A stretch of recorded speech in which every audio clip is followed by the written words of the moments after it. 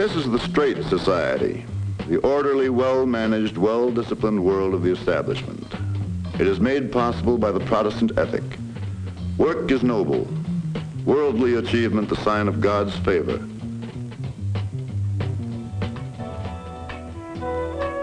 But not everyone embraces these hallmarks of success.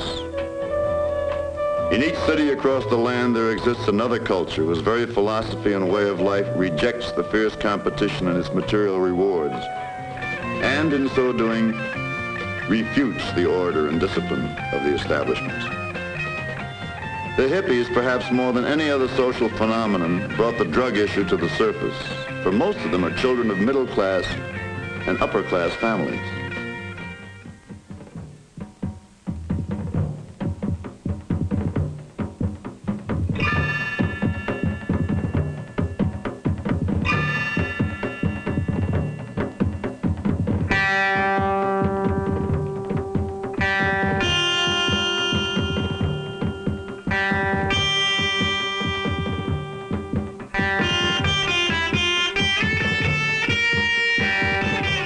Thousands of snapshots on police station walls remain the only link between many of America's most affluent families and the children who embodied their great expectations.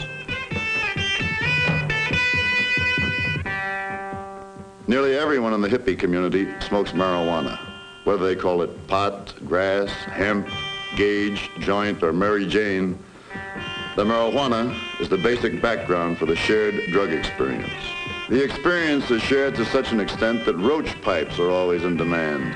A roach is a marijuana butt, and it requires some form of holder for those last few drags. The new generation, whether they are runaways or rebels in residence, use marijuana as a symbol of discontent with the basic values of the establishment. For some, there exists a social imperative beyond flaunting society's rules. For these adventurers, the mind-expanding drugs open a window on a whole new frontier. We're lost in a beautiful energy, an energy of life, an energy of love. It's the energy that's in every living entity. It's that energy that we can't know about before we're born, and the energy that's going to happen to us when we die. But we know about the energy before us, man and woman and child and animal. Not kill animals, not kill a fly. And if we love all that energy, we'll love life so much that we'll never die, because you'll be so sure that you're part of God and part of that life energy, that universal poetry of love. With LSD, the user believes he is discovering inner truth, that he is making a pilgrimage to the soul, that he has achieved unity with the universe.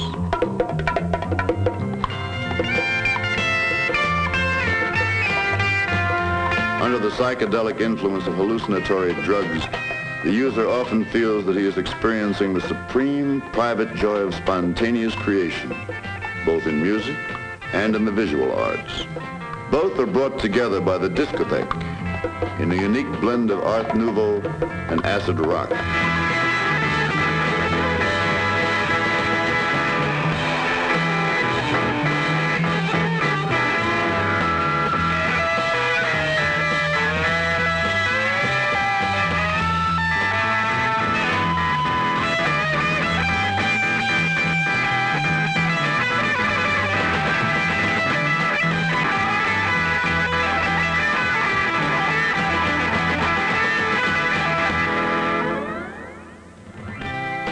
The use of LSD, particularly on the college campus and even in hippie circles, is on the downswing.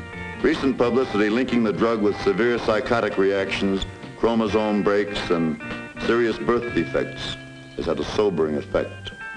In the runaway colonies, those who forsake LSD seem to move in one of two directions: meditation or methadone. First, the meditators, often ministered to by a guru or swami. They band together in communes, attempting to live a Thoreau-like existence.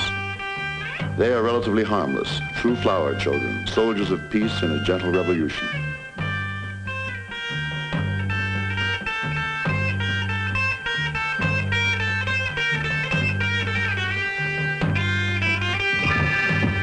second group finds its kicks liquefying on a hot spoon.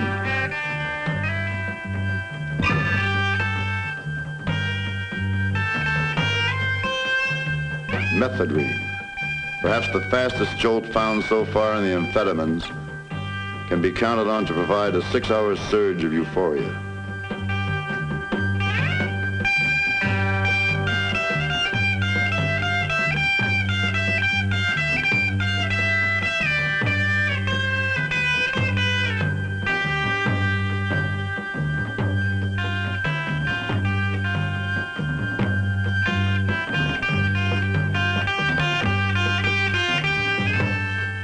But it is accompanied by psychological dependence from which withdrawal can be a serious problem. So I tried methadone, which I liked, which I became very addicted to. And then from there, the actual suicide attempts have been in the last 6 or 7 months, the real ones. All the attention I got, I was sent to a psychiatrist who taught me how to play chess at age 9. I wouldn't talk to him. So then my parents got quite upset because of the money they were spending. So then I tried again. They took me away from the psychiatrist for a while and changed schools on me. And then from there, several more attempts like swallowing aspirin, cutting my wrists, which doesn't work because blood coagulates and so forth. I called my parents and I was addicted to amphetamine bisulfate crystal, which is that you shoot as crystal, you know what that is. And I called them and I said I was addicted. I wanted to come home. I'd do anything. I conform to your standards, or your rules, so forth. Go to LSUNO, be the perfect model of everything. And they said, no, you upset the family, and sent me off to Oregon. And I withdrew 5 days cold turkey on a Greyhound bus going to Oregon. Methadone, LSD, heroin are the exception with the drug community. Marijuana is the common denominator. It's used universally within the hippie cults, in the ghettos, and in the high schools of every social and economic level. As a rough estimate, I would say that at least 10% of the students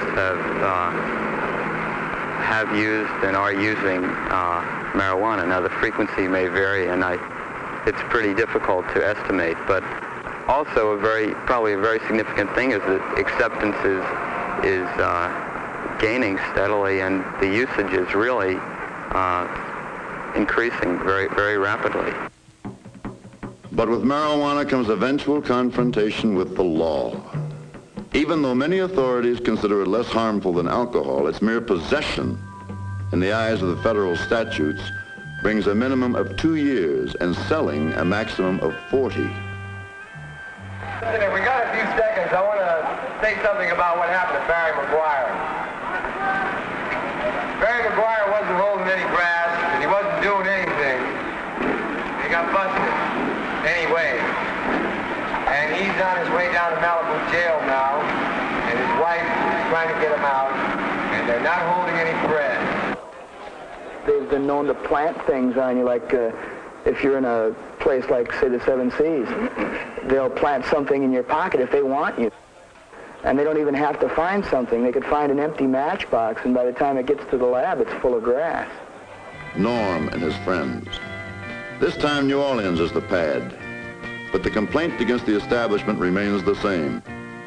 Why should the adults put us down? They have their own kind of drugs, coffee, cigarettes, and a host of synthetic crutches that range from sleeping pills and tranquilizers to Benzedrine, but mainly booze. Nationally, really, the marijuana laws nationally it's just a thing by the alcohol companies to keep their thing going because, who'd drink if they had grass, man?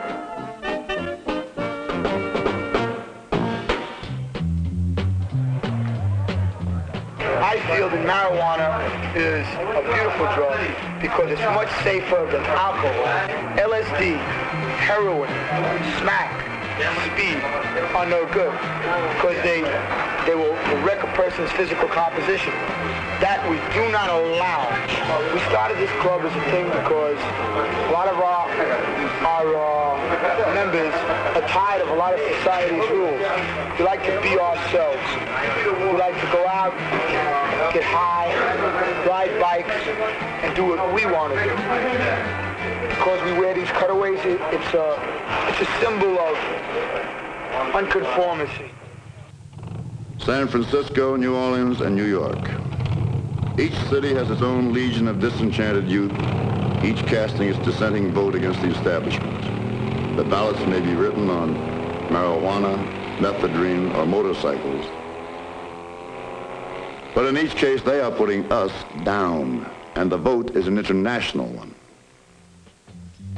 Britain, traditionally the very seat of the establishment. It's ironic that after 9 centuries of greatness, this conservative kingdom in her maturity should give birth to the hippie.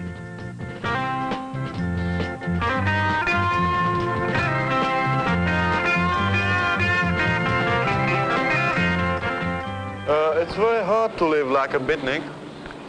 Sometimes you've got to sleep on the fields or on the street because you've got no place to go, no place to sleep, no money.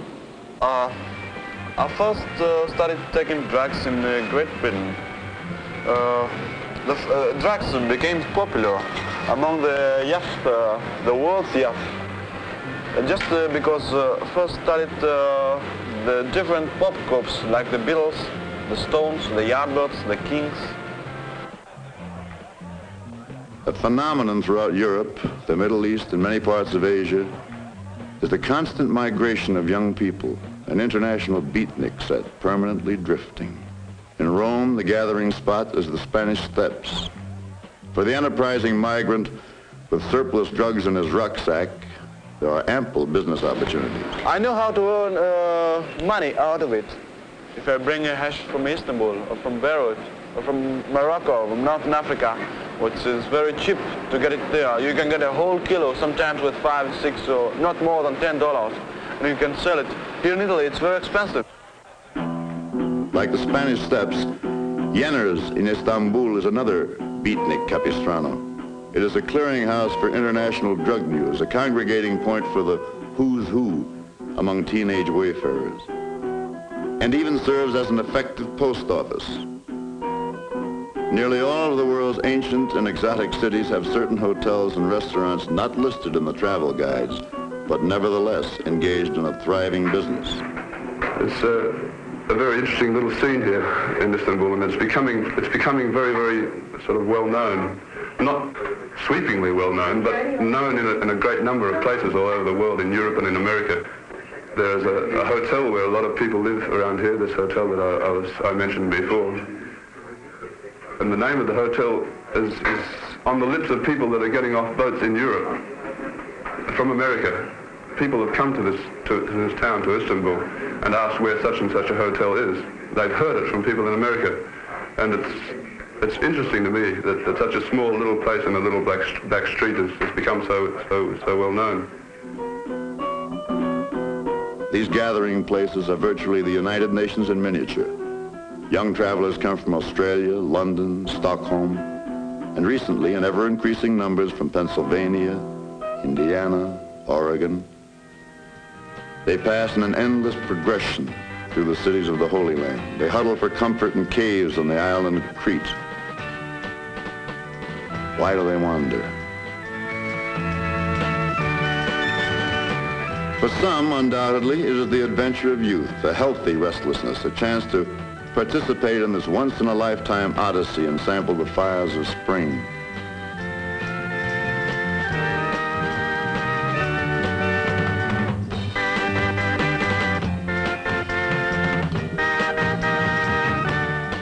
For many others, it is a pilgrimage to the mystic repositories of wisdom and truth.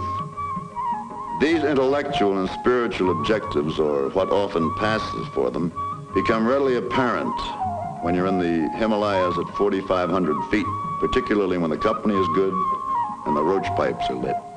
Now time and space become distorted, and the well springs of energy rush forth. This is probably the fourth people coming for pilgrimages for centuries from all parts of the world. I believe they deposited a great deal of their energy here. Those people which remain here, they find this energy simply by meeting so many beautiful people.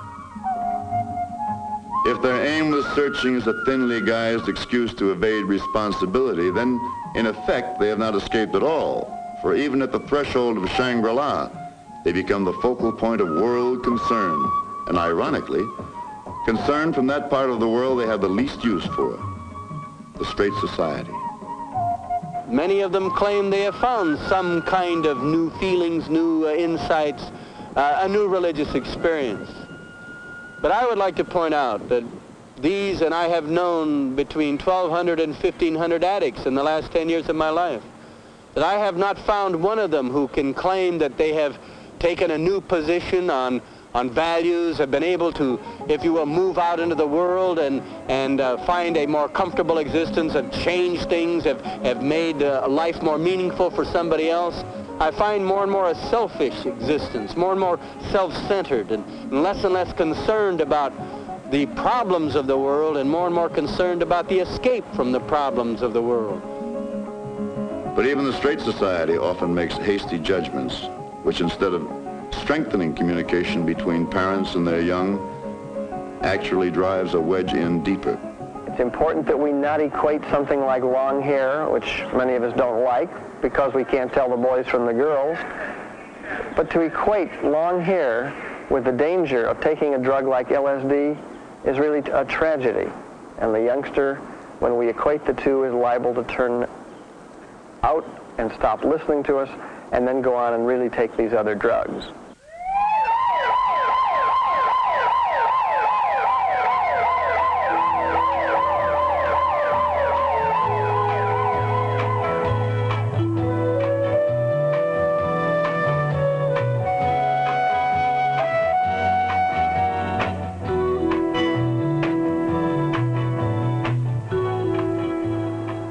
Over the last several years, cases of drug abuse and addiction and random use of drugs have given rise to progressively increasing numbers of admissions to psychiatric hospitals like this one here, Bellevue Psychiatric Hospital.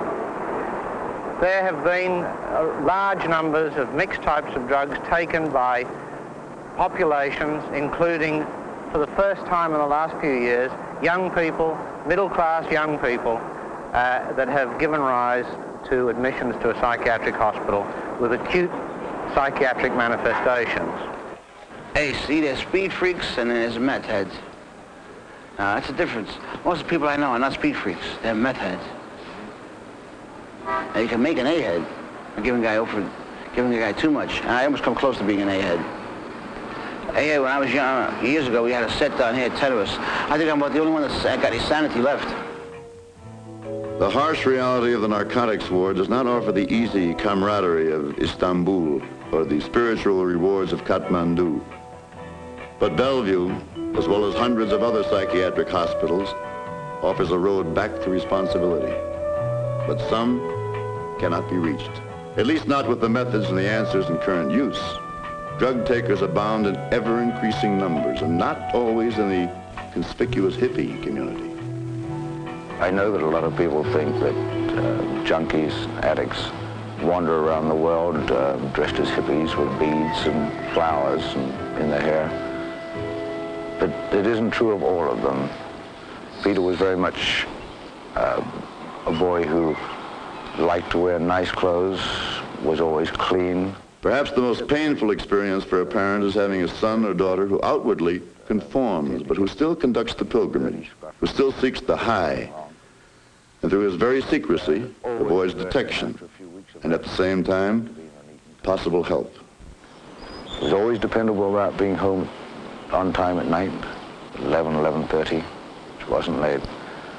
But during all this period, we later found he was on drugs. After the first 2 years, when he'd been picked up in possession of drugs, it became obvious that his future was very indefinite. We were advised by doctors and psychiatrists and probation people that he was heading towards an eventual death. And shortly after his 20th birthday, he died of an overdose of heroin. Man has always searched for instant happiness in a pill. The search is going on as more and more potent psychedelics are developed. The search goes on with many kinds of substances. Our youngsters out here are drinking diluted murine eyewash, they're smoking crushed aspirin, they're drinking band deodorant, they're injecting accent meat tenderizer, always in search for the magic high, the magic experience. I think what we as adults have to do is to invite the youngsters to join our adult world and make it a better place. We have to admit we haven't done such a perfect job, but to show them that the answer is not to drop out by dulling their consciousness or changing their awareness, but to help become activists and help us create a better world. Perhaps there is a straight society, a universal establishment that many of our youth reject. But they will not create a better society by freaking out in Kathmandu or turning on in Los Angeles. They must face up to what they are running away from. Work constructively to bring about change if change is needed. And we, as the straight society, must reach out and help with honesty, compassion, and a sincere desire to understand not only them, but ourselves as well. For we represent what they are reacting against.